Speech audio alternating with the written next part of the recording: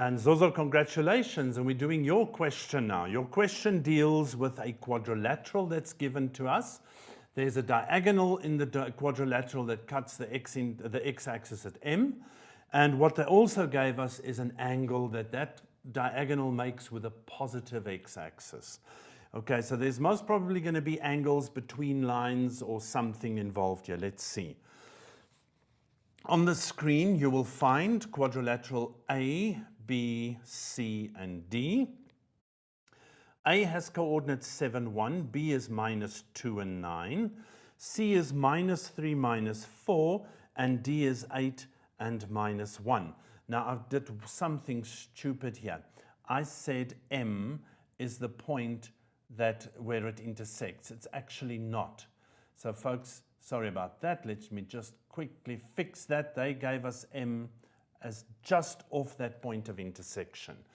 But they gave us the angle theta, and that's still the inclination of the diagonal BD. Okay, let's see what they tell us then. They say that M is the midpoint of BD. Okay, so if we fill that information in, that there to there via this midpoint, those two lines are indeed equal. Okay, so now that's a diagonal of a quadrilateral, and the diagonal is bisected. So immediately it must ring a bell in your head. This is either going to be a parallelogram, it could be a rectangle, it could be a square, it could be a rhombus. All of those, it could also be a kite, by the way. All of those works with a diagonal that is bisected. Okay, so let's see what they ask us. First of all, for 2 marks, we're going to find the gradient of AC. So let's do that one first, number 3.1. The gradient, now this is how I write it, folks, please. M means gradient. The subscript is AC. It tells whoever's reading your work what you are doing. You're in the maths class, so in analytical geometry, M represents, a small m represents a gradient. If you give it a bit of a subtitle AC, you're telling whoever's reading your work, I just found the gradient of AC.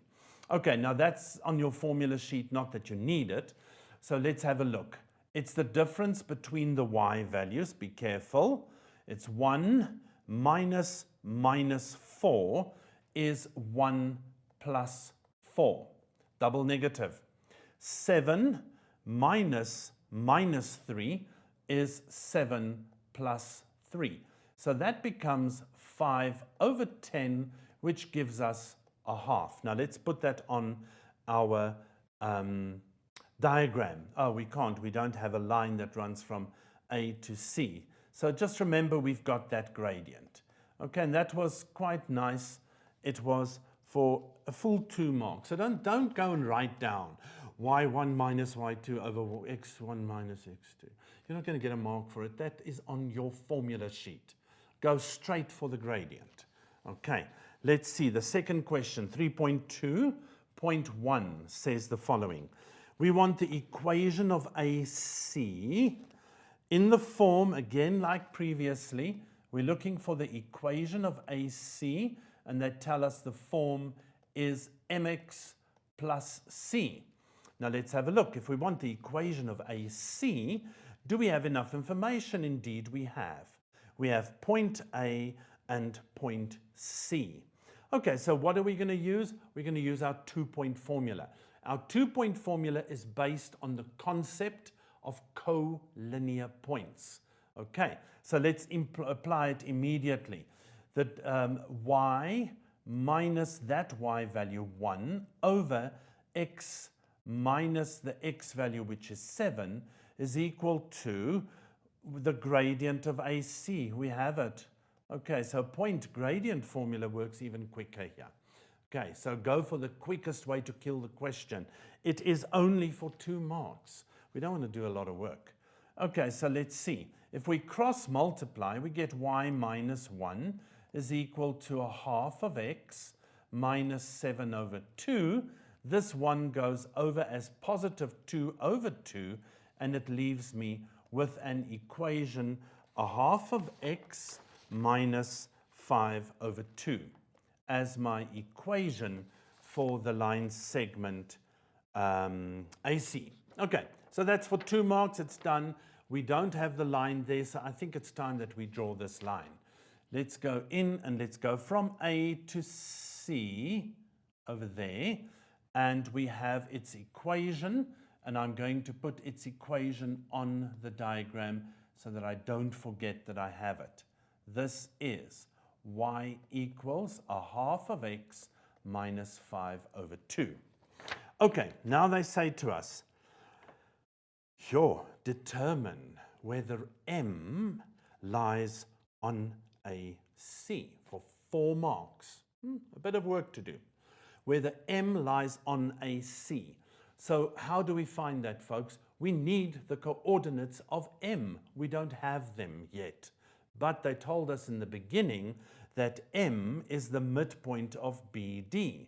So if I go down here, 3.2.2, the coordinates of M will be those 2 x values added.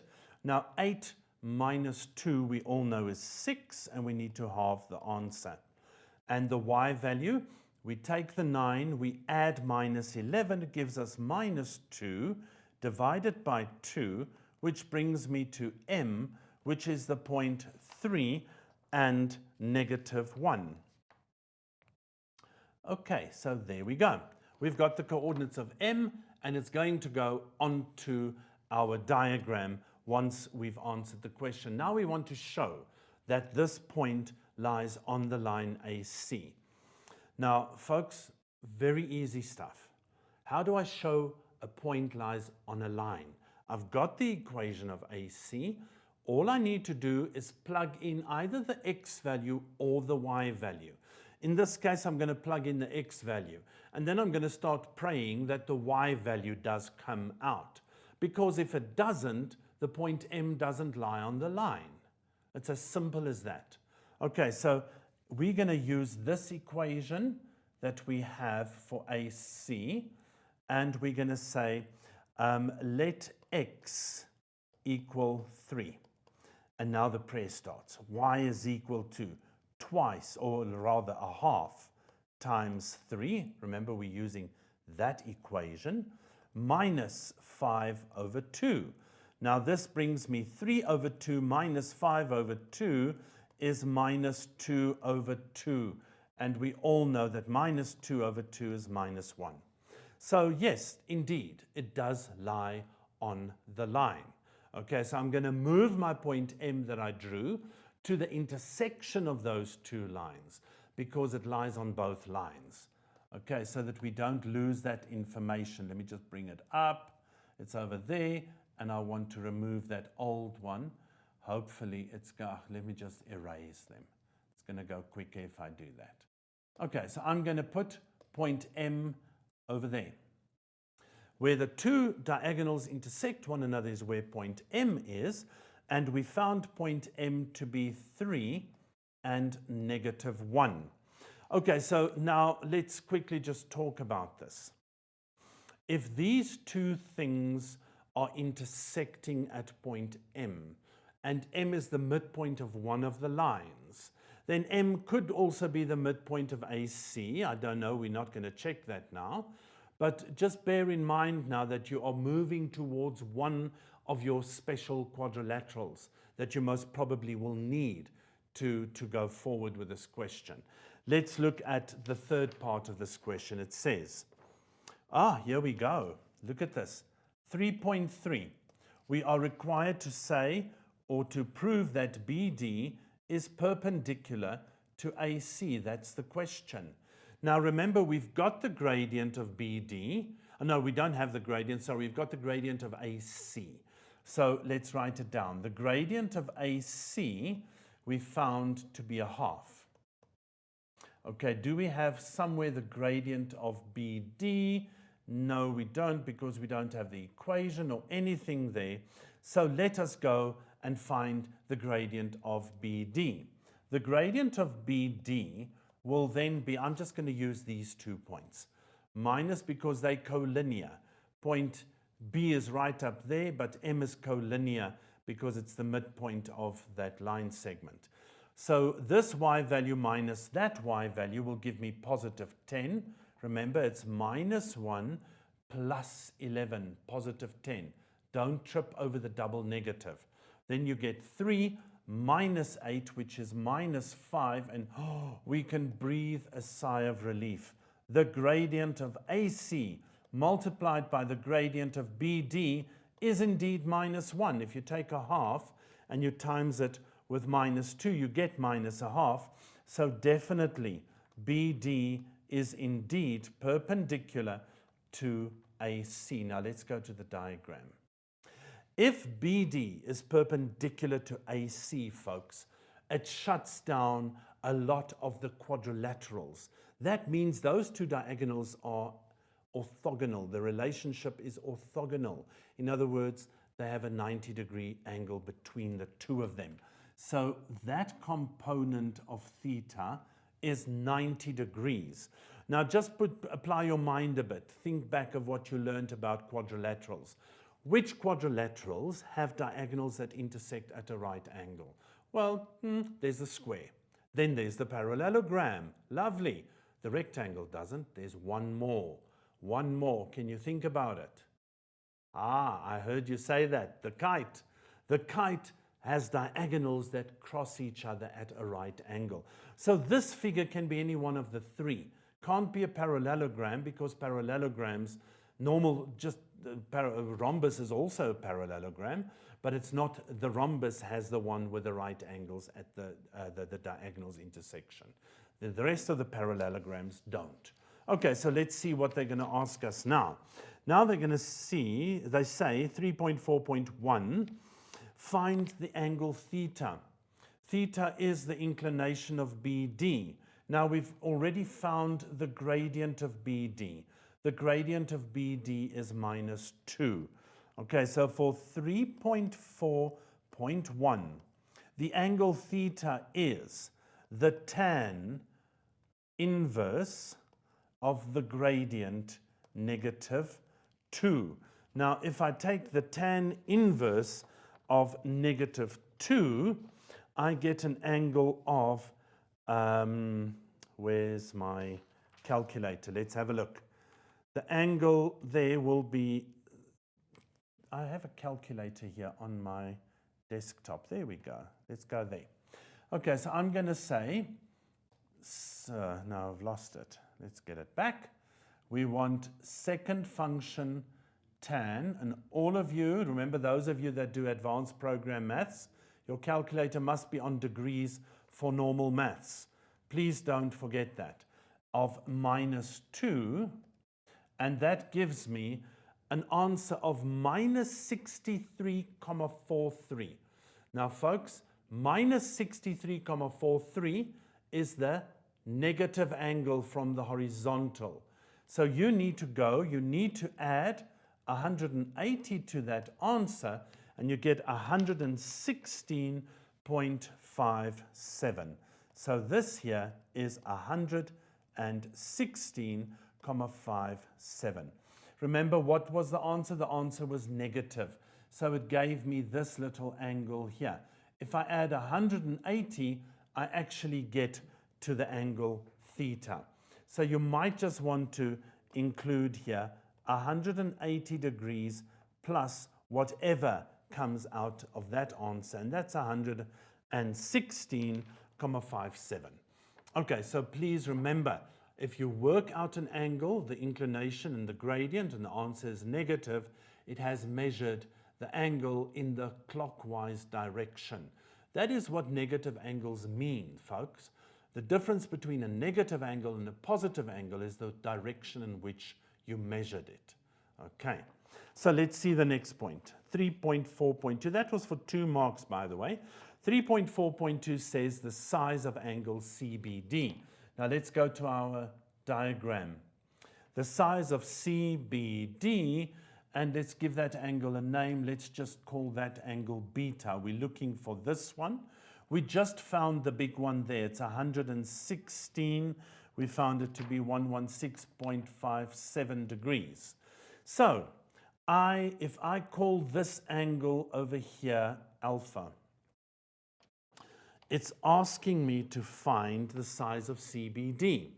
So remember CBD, we have a theta that lies outside the triangle, angle CBD is inside, and we have another angle which we can find by just finding the inclination of the line segment BC. So the exterior angle is the sum of the interior opposite angles. Okay, so that's the relationship I'm going to work with here. I'm going to say for 3.4.2 that theta is that beta plus alpha. And the reason is exterior angle of a triangle. Okay, so now I need to find the inclination of BC. Okay, because that will give me the size of alpha. Okay, I need that alpha. And what's quicker than finding a gradient and taking the tan, the second function tan of the gradient? Okay, so I need the gradient of the line segment BD. Okay, let's go back and find our coordinates. Our coordinates for B, I'm going to write them, oops, let me move this up. I hope you guys can see this. There we go. We've moved it up. Our coordinates for B, I'm going to write them down here, is -2 and 9. And the coordinates for C, it's not D, actually it's C, is -3 and -4. Okay, so the gradient of BC is what I'm looking for over here, because that will help me find the inclination. Gradient of BC, that y minus this y, be careful, 9 minus -4 is 9 plus 4, which is 13. -2 plus 3 is 1. Let's look at it again. -2 minus -3 gives me a gradient of 13. So my angle alpha will be the inverse tan of 13. Now let's see what that gives us. If I go to my calculator, the inverse tan, let's just clear all of that. The inverse tan of 13 gives me an angle of 85.6 degrees. Okay, and I'm almost there. That's alpha. So finally, theta, which I have, 116.57, there we go, is equal to the beta that I'm looking for plus this alpha that I just found, 85.6 degrees. Now, if you put that into your calculator, beta becomes 30.97 degrees, so it's approximately 31 degrees, angle B. Now, if we need it, we're going to put that on our diagram in case we need it for later. In fact, there's two things I need to put on there. I need to put on alpha, and I need to put on the angle that I just calculated, which is beta. So let's go back up. Beta here, the result for that beta we said was 31 degrees, and then the result for our alpha here was 85.6 degrees if we need it going forward.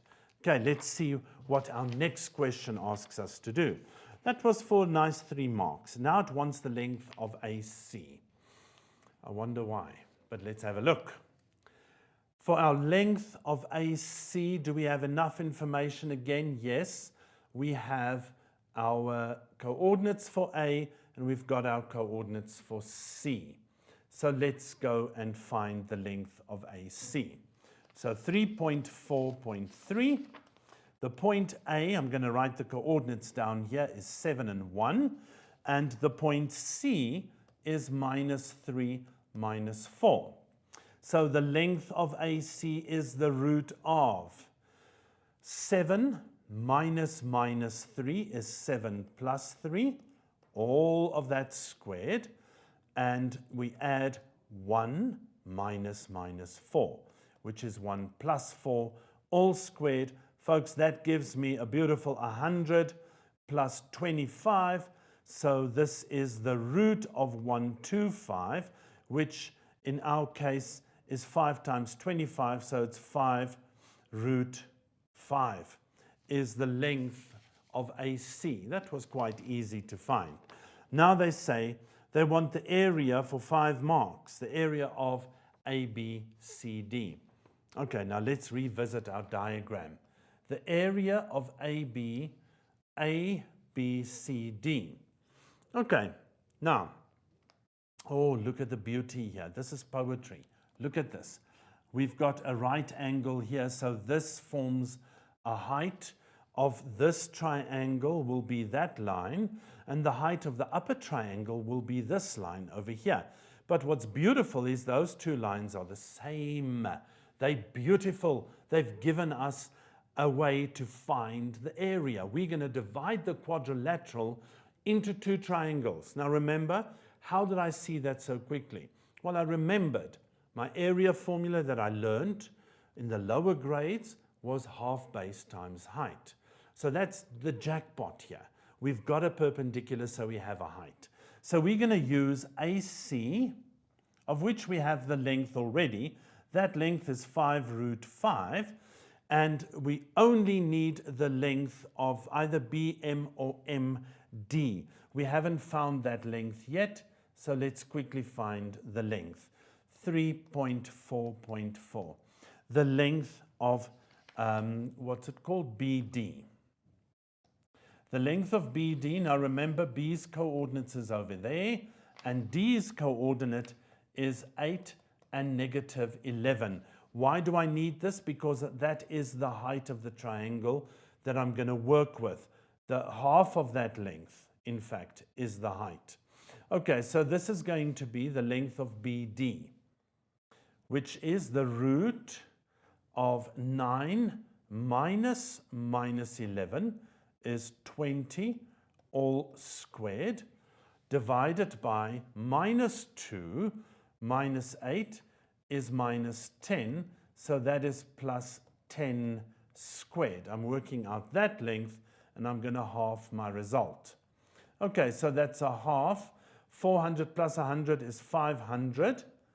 Okay, and the root of 500 is a half times 10 times the root of 5. And that cleaned up gives me 5 root 5. I have, remember this is for how many marks? 5 marks. I had to find the height. That's the only work I had to do. I've got the length of AC. Now all that's left is to work out the area of the triangle and double it. Okay, so the area here will be the area of the quadrilateral ABCD. Just let me take you back up again. It's going to be this base times that height. We're going to multiply that with 2 because it forms part of the big quadrilateral. Zozo, this is a lovely question. Thanks for sending it in. So it's a half the base, and the base we found was the length of AC, which is 5 root 5, multiplied by the height, which is 5